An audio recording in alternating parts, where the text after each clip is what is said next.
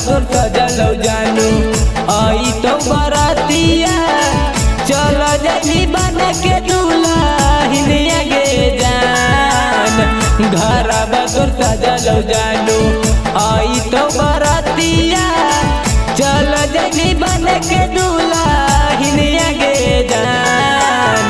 पगला बन के बहु जानू तोर ससुरारिया दे दिहा अपन खबरिया गे जान। जान के पगला बन के बहु जानू तोर ससुरबा दे दिहा अपन खबरवा गे जान।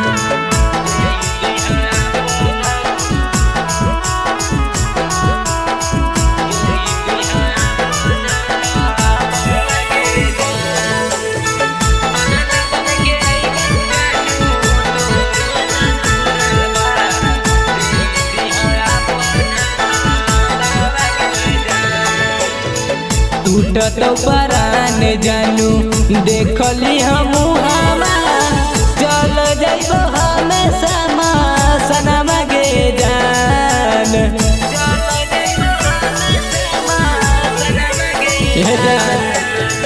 टूटत परान जानू देखली हम चल जाइबो हमेशा सनमा गे जान।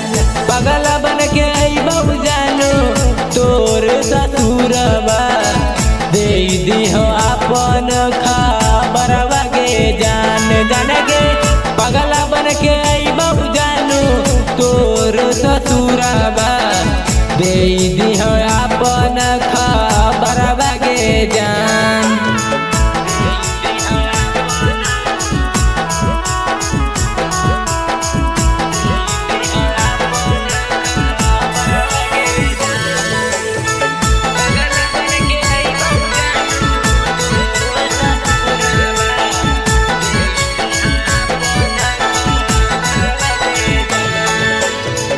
अंकित के साथ छूट गेलौ दुनिया करले नहीं खबर मिलन गे जान।